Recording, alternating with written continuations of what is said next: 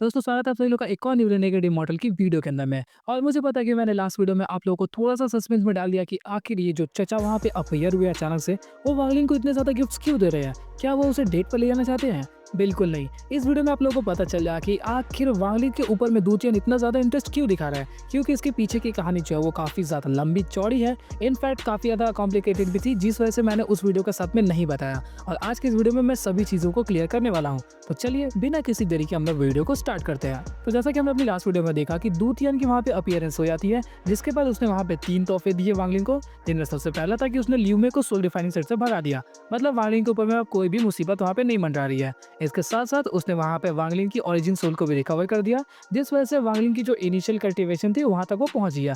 In fact third gift के अंदर में उसने उसकी कल्टीवेशन रैंकिंग को बढ़ाकर लेट सोल फॉर्मेशन पे पहुँचा दिया, जो कि वांगलिन के लिए काफ़ी अच्छे बेनिफिशियल है। इसके साथ-साथ वहाँ पे वांगलिन की एंशिएंट गॉड बॉडी की भी कल्टीवेशन बढ़ गई थी। तो यहाँ पर अब वो पूछता है कि आखिर इसके पीछे का राज क्या है? तो यहाँ पे दूतियान वांगलिन को कहानी सुनाने लगता है और वो बताता है कि एक्चुअली में सुजाकू प्लैनेट के ऊपर में 10 से भी कम रैंक 5 वाली कल्टीवेशन कंट्रीज है। और पास्ट के दौरान जब सुजाकू कंट्री पूरी तरीके से रैंक 6 का बन गया, तब वो एक अलग कंट्री बन चुका था, जिस वजह से वो किसी भी प्लैनेट के ऊपर में जा सकता था। और उस दौरान उसके साथ में वहाँ पे 5 और मेजर सेक्ट्स थे। उन पांचों मेजर सेक्ट्स के अंदर में से एक हम लोगों का सोल डिफाइनिंग सेक्ट भी था। लेकिन जब हम लोग इस प्लैनेट के ऊपर में पहुंचे, तो सुजाकू के जो कोर डिसाइपल्स थे, यानी कि वो जो 5 मेजर सेक्ट्स थे, उनके जो कोर डिसाइपल्स थे, उन सभी लोगों को अलाउ कर दिया गया कि तुम लोग इस प्लैनेट के ऊपर में जाकर जहां मन वहां अपना कल्टीवेशन कंट्री बना सकते हो। जिसके बाद सभी डिसाइपल्स ने अपना अपना बनाना स्टार्ट कर दिया। उस दौरान क्या हुआ कि सभी कल्टीवेशन कंट्रीज की जो पावर्स थी वो बढ़ती गई और एक दिन आके रैंक 5 कल्टीवेशन कंट्री बन गई। इनफैक्ट कुछ ऐसे कल्टीवेशन कंट्रीज भी थी जिनकी पावर्स रैंक 5 को भी एक्सीड करके रैंक 6 की कल्टीवेशन कंट्री बनने वाली थी।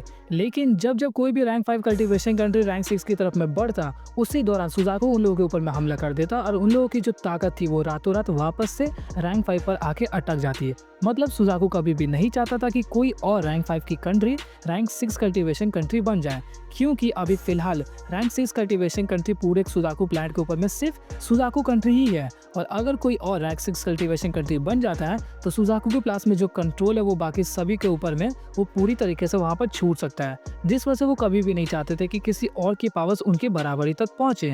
और यही कारण था कि वो लोग बार बार हमला करके हम लोगों को वीक कर देते हैं। सोल डिफाइनिंग सेट एक रैंक 6 कल्टीवेशन कंट्री बन जाए, ये मेरे फर्स्ट जनरेशन के एंसेस्टर, इसके साथ साथ सेकेंड जनरेशन, थर्ड जनरेशन और अभी तक के जितने भी जनरेशन है, उन सभी का सपना रहा है।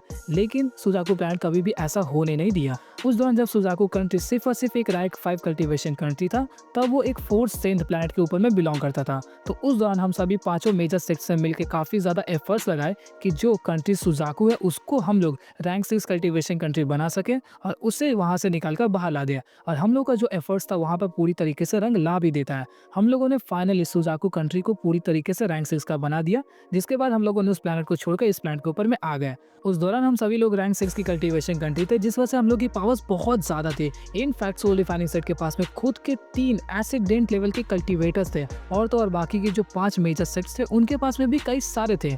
लेकिन जब हम लोग इस प्लैनेट के ऊपर में आए, तो यहाँ पर ऑलरेडी कुछ और ही कल्टीवेटर्स निवास करते थे, जो कि काफी अजीब से थे। उनके बॉडी के ऊपर में काफी ज्यादा टैटूज थे और उनकी पावर्स बहुत ज्यादा ही भयानक थी। और उस दौरान हम लोग जब यहाँ पर पहुंचे, तो हम लोगों के बीच में काफी ज्यादा तगड़ी बैटल होती है। और उस बैटल के दौरान सोल रिफाइनिंग सेट ने लिटरली इतनी ज्यादा लाशें बिछाई कि हम लोग का ये जो 1 बिलियन सोल फ्लैग है, उसी दौरान इसने 1 बिलियन सोल्स को अचीव किया। अब इससे तुम लोग अंदाजा लगा सकते हो कि उस दौरान जो फाइट हुई थी वो कौन से लेवल पर थी। उन लोगों ने फाइट को तो जीत लिया, लेकिन ऐसा नहीं था कि सुजाकू प्लैनेट के ऊपर में कई सारे कल्टीवेटर्स बच गए। उस फाइट के दौरान कई सारे एसिडेंट लेवल के कल्टीवेटर्स भी मारे गए थे, जिस वजह से सोल डिफाइनिंग सेट के पास में कोई भी एसिडेंट लेवल का कल्टीवेटर नहीं बचा।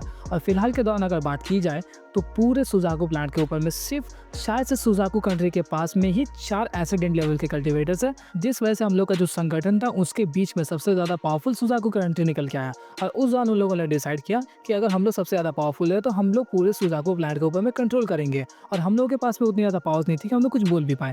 जिसके बाद हम लोग बाहर निकलकर अपने अपना खुद का एक सेट कोड क्रिएट कर दिया। और जितनी बार हम लोगों का रैंक 5 का कल्टीवेशन कंट्री रैंक 6 का बनने जाता, वो बार बार हम लोगों को हराकर वापस से रैंक 5 पर ला देते, क्योंकि उन लोगों को डर था कि अगर हम लोग रैंक 6 पर चले गए, तो हम लोगों की जो कल्टीवेशन पावर्स है वो उन लोगों को एक्सीड कर देगी और सुजाकू प्लैनेट के ऊपर से उन लोगों का कंट्रोल छूट जाएगा। और तो और तुम लोग बिल्कुल सही सोच रहे हो। एक्चुअली में ये लोग इमॉर्टल फोर्स सेकंड क्लैन के मेंबर्स के बारे में ही बात कर रहे हैं, जिससे वालिन अभी हाल फिलहाल अंडरग्राउंड में मिल के आया था। और वो लोग इतनी ज़्यादा टेरिफाइंग एबिलिटी को पोजेस कर रहे थे कि एक्चुअली में इतने तगड़े कल्टिवेटर्स भी उससे घबराते थे। इसके बाद ही वांगलिन वहाँ पर पूछता है कि आखिर इससे मेरा लेना देना क्या है। तो वहीं पर डूटियान रिप्लाई करता है कि इससे तुम्हारा ज़रूर लेना देना है। डूटियान वहाँ पे बताता है कि एक्चुअली में तुम्हें युनक्वे जी ने चुना है। जिसके बाद वांगलिन वहाँ पे थोड़ा सा कंफ्यूज था। तो वहाँ पर दूतिया ने एक वुडन कार्विंग को निकाल कर दिखाया, जिसे देखने के बाद वो वहाँ पर वांगलिन पहचान लेता है कि एक्चुअली में ये जो कल्टीवेटर की कार्विंग है वो कौन है। जी हाँ, ये वही ओल्ड मैन है जिसने वांगलिन को स्ट्रॉ हैट दिया था और उसी ने बताया था कि आर्टिस्टिक कंसेप्शन को कैसे समझना है वगैरह वगैरह, जिसके बाद वांगलिन एक्चुअली में सोल फॉर्मेशन में ब्रेक थ्रू कर पाया और काफ़ी ज़्यादा हेल्प भी मिलती है। और जब उसने उस वुडन कार्विंग को निकाला तो वहाँ पर ये चीज़ मेंशन मिला कि वो लौंडा हैंडसम था। मतलब अभी बुड्ढा तो देख के लगता पूरा भिखारी है, लेकिन शायद से हो सकता है जवानी के टाइम पे काफ़ी ज़्यादा हैंडसम हो। तो वांगलिन ऑलरेडी जब उस आदमी से मिला था तब उससे पता था कि वो काफ़ी ज़्यादा पावरफुल है, लेकिन अब वो समझ गया कि एक्चुअली में पूरा माजरा क्या था। इसके साथ साथ वहाँ पे डूतियान ये भी बताता है कि युनक्वे जी जो है एक्चुअली में कंट्री सुजाकू यानी कि जो मेन लीडर है वहाँ का, उसका जूनियर अप्रेंटिस ब्रदर है। मतलब शायद से वो दोनों सेम कल्टीवेटर के डिसाइपल्स रहे होंगे या फिर कोई रिलेशन था, लेकिन जूनियर अप्रेंटिस ब्रदर वहाँ पे मेंशन मिलता है। इसके साथ साथ वहाँ पे वांगलिन पूछता है कि यही कारण था कि तुमने मुझे ये 3-3 गिफ्ट्स दिए सिर्फ और सिर्फ उनके चुनने की वजह से।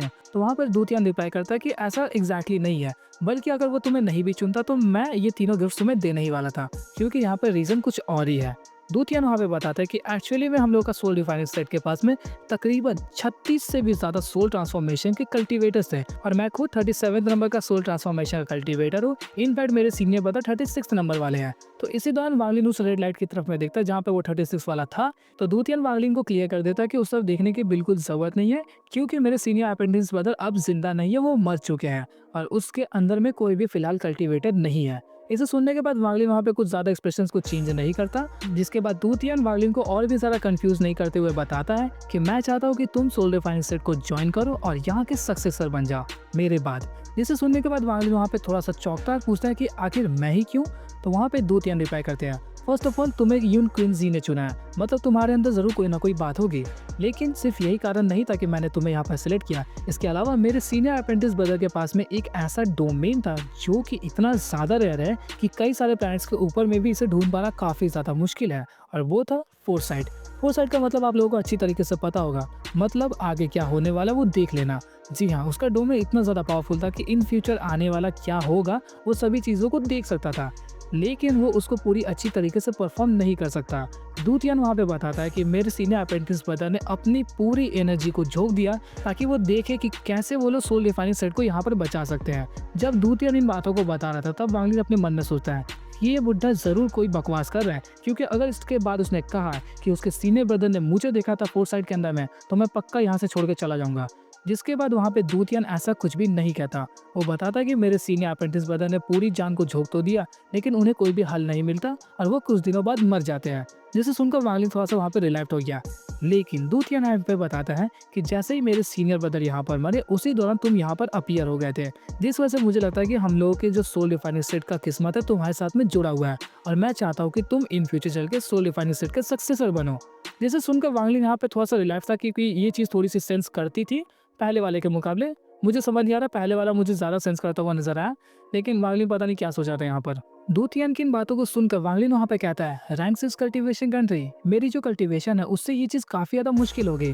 लेकिन डूतियान वहाँ पे रिप्लाई करता है कि मुझे तुम्हारे ऊपर पूरा भरोसा है कि तुम ऐसा कर सकते हो, और वो वहाँ पर ये भी बताता है कि अगर तुम यहाँ का सक्सेसर बन जाते हो तो मैं तुम्हें ये 1 बिलियन सोल फ्लैग दे दूंगा। जिसे सुनने के बाद वांगलिन का मन में थोड़ा सा वो तो था कि हाँ 1 बिलियन सोल फ्लैग मिल रहा है, काफ़ी अच्छी चीज़ है, लेकिन वो फिर भी थोड़ा सा डाउट में था, क्योंकि डूतियान ने उसे पहले एक बार बताया था कि एक्चुअली में जो 1 बिलियन सोल फ्लैग है इसकी मदद से वो एसिडेंट लेवल के कल्टीवेटर्स के साथ में भी आसानी से 1-on फाइट कर सकता है। इनफैक्ट वो उन्हें हरा भी सकता है, जिस वजह से वांगलिन का जो मन था वो 1 बिलियन सोल फ्लैग के ऊपर में आ चुका था, लेकिन इसके लिए उसे काफी ज्यादा यहाँ पे डिफिकल्टीज को फेस करना पड़ सकता है। इसी दौरान वहाँ पे डूतियान बताता है कि अगर तुम इस चीज के लिए मान जाते हो तो तुम सोल डिफाइनिंग सेट के अंदर में रहकर यहाँ पर कल्टीवेशन को कर सकते हो, और मैं गारंटी देता हूँ कि तुम्हें आने वाले समय में कोई भी प्रॉब्लम्स नहीं आएगी। इनफैक्ट दूतियान यहाँ पे ये भी बताता है कि अभी फिलहाल के दौरान उसकी जो कल्टीवेशन और लाइफ स्पैन है वो सिर्फ और सिर्फ 10 सालों के लिए बची हुई है। मतलब 10 सालों बाद वो वहाँ पे पूरी तरीके से मर जाएगा और उसकी जो सोल है वो भी पूरी तरीके से उस 1 बिलियन सोल फ्लैग के अंदर में ऑब्जर्व हो जाएगी, जिस वजह से इन 10 सालों के अंदर ही जल्द से जल्द कुछ करना पड़ेगा। इसके साथ साथ वहाँ पे दूतिया ने एक ऐसी बात बता दी जिसे सुनकर वांगलिन वहाँ पे हाँ बोलने के सिवाय कोई रास्ता ही नहीं बचा, क्योंकि दूतियान ने वहाँ पर बताया कि अभी फिलहाल के दौरान दूतियान के पास में जो पावर्स है उसके साथ साथ अगर उसने 1 बिलियन सोल ट्रैक का इस्तेमाल किया तो वो एंसेस्टर यानी कि सुजाको के साथ में भी लड़ाई कर सकता है। लेकिन वहाँ पे ज़्यादातर चांसेस है कि वहाँ पे सुजाको उस फाइट को जीत जाएगा, और अगर बाई चांस सुजाको उस फाइट को जीत जाता है तो वो सोल डिफाइनिंग सेट को पूरी तरीके से तबाह कर देगा, और ये रिस्क वहाँ पे दूतियान बिल्कुल भी नहीं उठा सकता। जिस वजह से वांगलिन को वो चाहता है कि अंदर में आए, कल्टीवेट करे, मैं प्रोटेक्ट करूंगा, सभी रिसोर्सेज मैं प्रोवाइड करूंगा, बस तुम इसे रैंक 6 की कल्टीवेशन कंट्री बना दो। जिस वजह से वांगलिन यहाँ पे पूरी तरीके से इस बात के लिए राजी तो हो जाता है, लेकिन उसने एक बात के लिए मना कर दिया। वो वहाँ पर कहता है कि मैं एक्चुअली में सोल डिफाइनिंग सेट के अंदर मैं नहीं रह सकता क्योंकि मेरे कुछ पर्सनल प्रॉब्लम्स हैं, ऑफकोर्स वही जोरू वाली, जिस वजह से मैं यहाँ पर नहीं रह सकता और मैं बाहर जाके कल्टीवेट करना चाहता हूँ। तो यहाँ पर सोल डिफाइनिंग सेट का दूतियान बताता है कि अगर तुम अंदर रहते तो मैं तुम्हें पूरी तरीके से प्रोटेक्ट कर पाता, लेकिन बाहर के डेंजर्स के लिए मैं उस चीज़ की गारंटी नहीं ले सकता। तो वहाँ पर वांगलिन कहता है कि आपको चिंता करने की ज़रूरत नहीं है, क्योंकि अब तक 500 सालों से मैं खुद को खुद ही बचा रहा हूँ, कोई और नहीं था, जिस वजह से मैं अभी भी खुद का ख्याल रख सकता हूँ। वांगलिन की इस कॉन्फिडेंस को देखकर वहाँ पे दूतियान इस बात के लिए राजी हो जाता है, जिसके साथ साथ वहाँ पे दूतियान बताता है कि हमारे पास उतने ज़्यादा कुछ प्रीशियस ट्रेजर्स तो नहीं है, लेकिन मैं तुम्हें ये जेड दे रहा हूँ। उस जेड के अंदर में एक्चुअली में था सोल सीलिंग मेथड। एक्चुअली में ये जो सोल सीलिंग मेथड है उसके अंदर में सोल डिफाइनिंग और सोल एक्सट्रैक्टिंग दोनों की एबिलिटीज़ को कंबाइन करके एक अलग तरीके की पावर्स बनाई गई है, जिस वजह से ये उन दोनों के मुकाबले ज़्यादा पावरफुल है, और इससे परफॉर्म करने के लिए तुम्हें एटलीस्ट सोल फॉर्मेशन के पास में होना चाहिए। उस दौरान वांगलिन नहीं था और अभी फिलहाल है। इसे एक्सेप्ट करने के बाद वांगलिन वहाँ पे दूतियान को ग्रीट करता है और वहाँ से एक ही झटके में बाहर निकल जाता है। इसके बाद तकरीबन हम लोग को 1 महीने के बाद का समय दिखाया गया और वो था चू डायनेस्टी। सो चू डायनेस्टी के रिगार्डिंग हम लोग किसी और वीडियो में बात करेंगे, और मैं आज जल्द से जल्द क्रिएट करके अपलोड करने का ट्राई करें। तो मिलता है आपसे एक और इंटरेस्टिंग वीडियो के साथ, तब तक के लिए गुड बाय।